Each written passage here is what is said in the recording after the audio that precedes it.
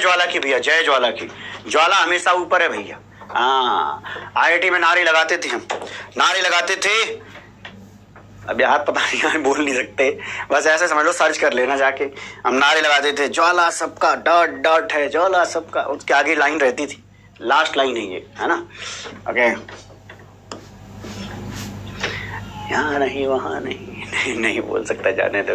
वो लगेगा ही नहीं, लगेगा कोई बच्चा पढ़ा रहे हैं को हमारे कैंपस का।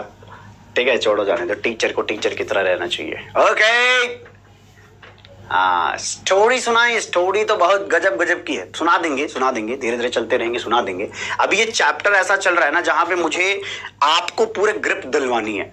मुझे किसी भी कीमत पर एक भी ऐसा पॉइंट नहीं छोड़ना है जहां से तुम्हें कुछ ना समझ में आने जैसा कुछ दिमाग में क्रिएट हो जाए। कहीं ये ना हो जाए कि भैया ये मुझे कठिन लग रहा है। मेरा अभी का दायित्व तो ये है, इसीलिए मैं बहुत इत्मीनान से इसको निभा रहा हूं। जैसे जैसे पेस आगे बढ़ेगा, मतलब आफ्टर 10 लेक्चर थोड़ा मैं रिलैक्स होकर के समझाऊंगा, तब भी आपको समझ में आएगा, क्योंकि वो उस पर पकड़ बनाना आसान होता है ना। तो इसलिए अभी इसलिए नहीं सुनाता हूं, नहीं तो कहानियां तो भरी पड़ी हैं। मिस्टर दिनेश जी की कहानियां हैं, अर्जुना 2 में सुनाया था मैंने। बहुत यूनिक शख्सियत है, हमारे क्लास के, हमारे बैच के थे। ठीक है, सुनाएंगे, सब सुनाएंगे जी, काचू नहीं छोड़ने वाले। हाँ, एक बार लैपटॉप लेने आऊंगा। बहुत सही, लैपटॉप भैया मिलता है, सबसे बढ़िया। देखो यार क्या चाहिए, देखो यार, तुम पास वास करो, तुमको बढ़िया सा लैपटॉप मिलेगा। हाँ, वो मैकबुक तो नहीं मत ढूंढने लग जाना, बट जो मिलता है वो बढ़िया मिलता है भैया। अब बढ़िया क्वालिटी वाला आइटम मिलेगा जो तुम्हारे 4 साल तक चलेगा भाई। ध्यान से सुनो, बर्बाद चीज नहीं देते हम, काम की चीज मिलती है, सबसे बड़ी बात। दूसरा, नालायकों खाली लैपटॉप के लिए आओगे, मेरे से मिलने नहीं आओगे, बाकी टीचर से मिलने नहीं आओगे। क्या आदमी हो यार, क्या आदमी हो यार तुम लोग। हाँ, एक कह रहा सर सुनाइए ना। अरे सुबह सुबह कौन कौन कहानी सुनाता है जी? सुबह सुबह नहीं जी, थोड़ा होने दो, शाम की तरफ जाने दो, है ना। जब वो मेरा ये केमिकल बॉन्डिंग वाला पोर्शन खत्म होगा, फिर जब नेक्स्ट पोर्शन शुरू होगा वो शाम को होगा, शाम को सुनाएंगे। इतने सुबह सुबह कहानी सुनाने का मन नहीं करता एक्चुअली। हवेली ब्रदर्स कहां से आ गया ये किसी ने लिख दिया भाई, हवेली ब्रदर्स। हमने क्या करा था, चलो छोटा सा बता ही देता हूँ। जैसे ज्वालामुखी हॉस्टल है, ठीक है, तो इस पे फ्लोर मान लेना कि मैं सेकंड फ्लोर पे, हम लोग सेकंड फ्लोर पे रह रहे थे। ठीक है, ये सेकंड फ्लोर था। सेकंड फ्लोर पर हमने क्या किया कि हमारा पूरा ग्रुप एक साथ रहता था लड़कों का। ठीक है, लड़कों में दोस्तियां थोड़ी टिकती भी हैं, चलती भी हैं। तो जो ये हमारा सेकंड फ्लोर था, उसका हमने किनारा पूरा एकदम ऐसे एंट्री लो, इधर वाला भी ये हमने घेर रखा था एक तरीके से। ठीक है, ऐसे घेर रखा था, समझ लो एक तरीके। अब ये इतना अच्छा यहाँ प्रेजेंटेशन में बना नहीं पाऊंगा, है ना, हटा देता हूँ। बस ऐसे समझो कि एक किनारा हमने घेर रखा था। उस किनारे की तरफ हमने वो आता ना स्प्रे वाली पेंट आती है, उससे लिखा था, उससे हमने भर रखा था हवेली ब्रदर्स। आज भी हमारे फोन में जो ग्रुप है हमारा, मतलब हमारा, अब यहाँ तो दिखा नहीं सकते, चलो दिखाए क्या, व्हाट्सएप का जो ग्रुप है उसका नाम ही हवेली ब्रदर्स है। आज तक कैंपस छोड़े हुए हो गया, देखो हवेली वाले अब कर दिया इन्होंने, पहले ब्रदर्स था।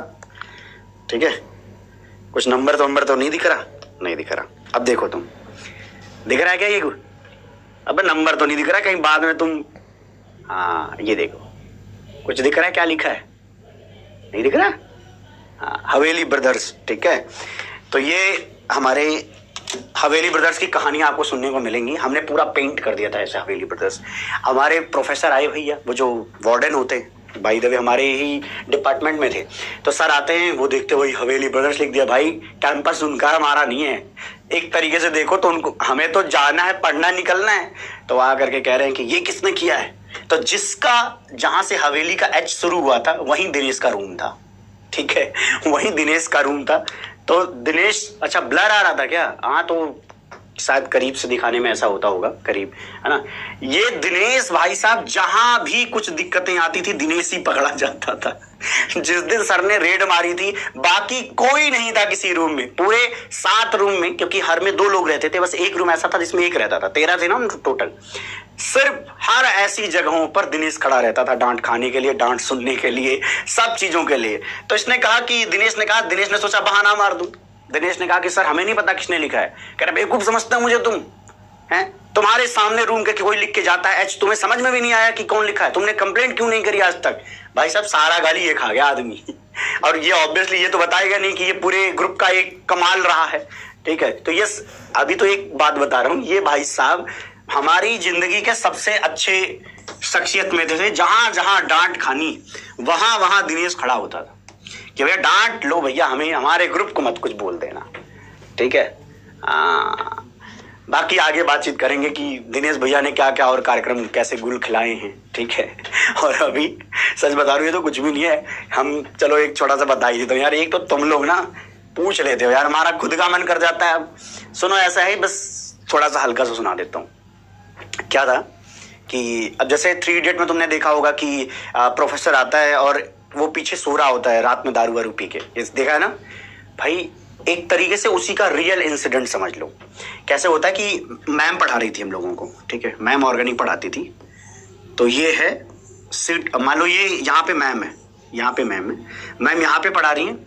हमारी सीट्स ऐसे लगी होती थी, इधर से ऐसे लगी होती थी, बीच में जाने की जगह ही होती थी, ऐसे जाने की जगह होती थी, ऐसे सीट है। और सीट IIT वाली, जो मतलब हम जिस लेक्चर हॉल में बैठते थे, उस लेक्चर हॉल में ऐसे कि आगे वाली नीचे है, ऐसे करके ऊपर जाती है, ठीक है। तो ये वाला तो सबसे ऊपर है।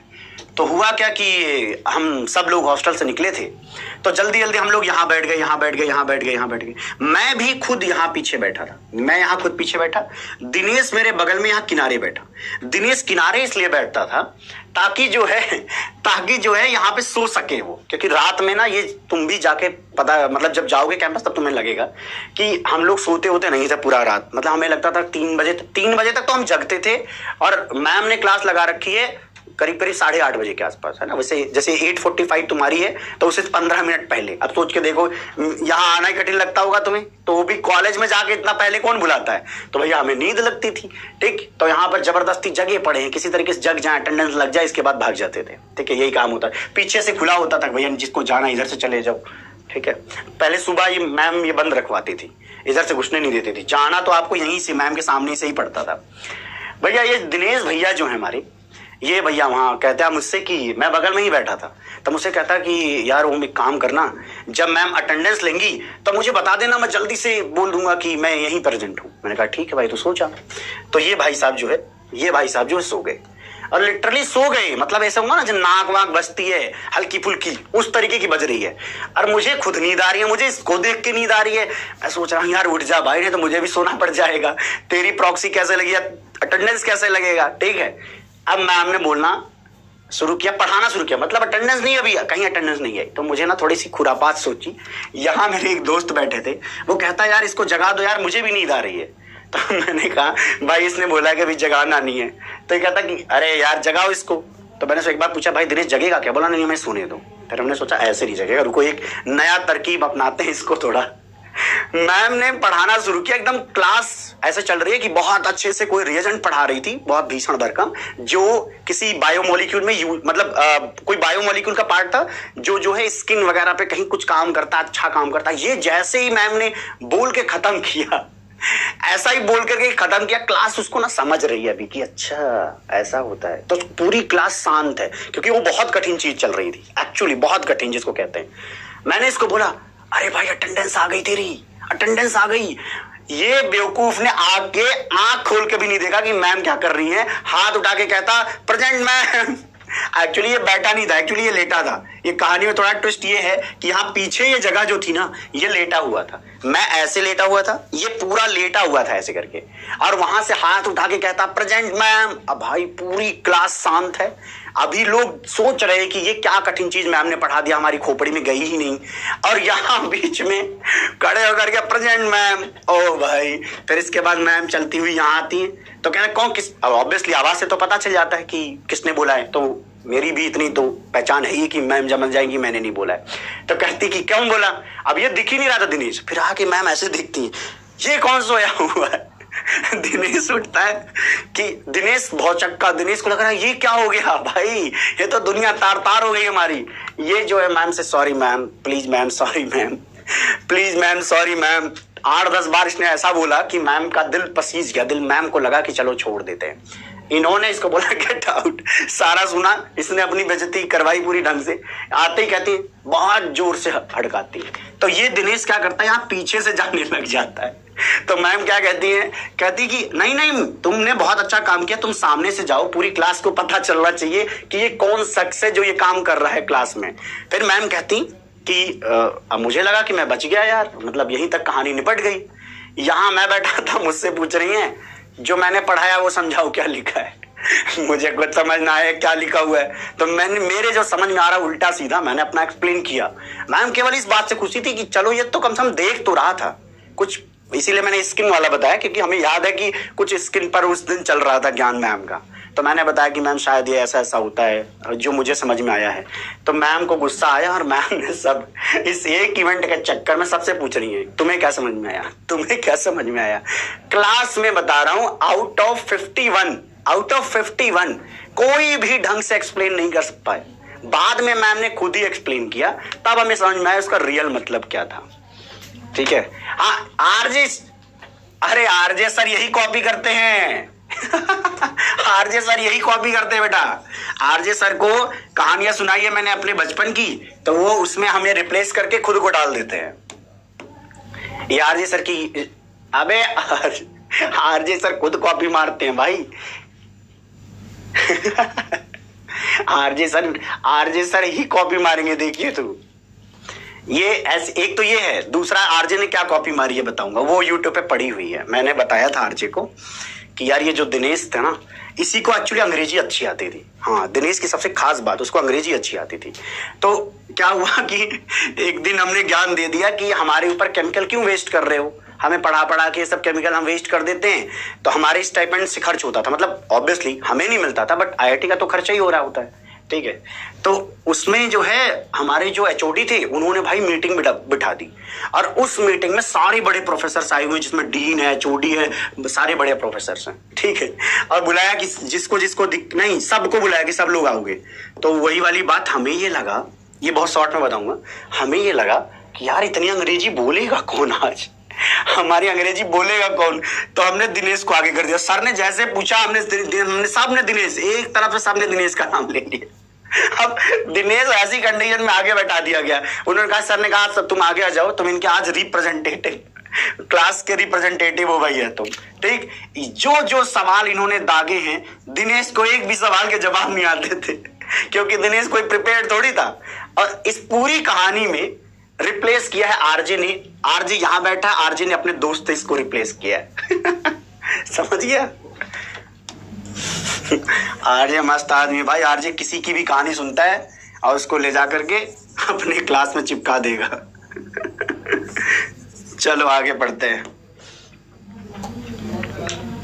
हाँ पवन लक्ष्य, यही है। पिछले साल एक स्टोरी सुनाई थी, और जैसे ये सुना के गया यूट्यूब पे आया, ठीक है, मैंने उसको बोला भाई शर्म नाम की एक चीज होती है लोगों में, वो तुम्हारे अंदर है नहीं क्या। बोले बच्चे को कौन सा पता चलेगा, अब तुम मत सुनाना इसको। मैंने कहा अब तो मैं जरूर बताऊंगा। फिर मैंने अर्जुना बैच में बताया था कि भाई पिछले साल वाली जो अर्जुना थी। लक्ष्य जेई में सुनाया था। अरे भाई जो जो कहानी सुनाता है वो जगन रेड्डी, हाँ नहीं, उसके जो नाम बताता है ना वो सारे दोस्त रियल है, दोस्त रियल है सारे।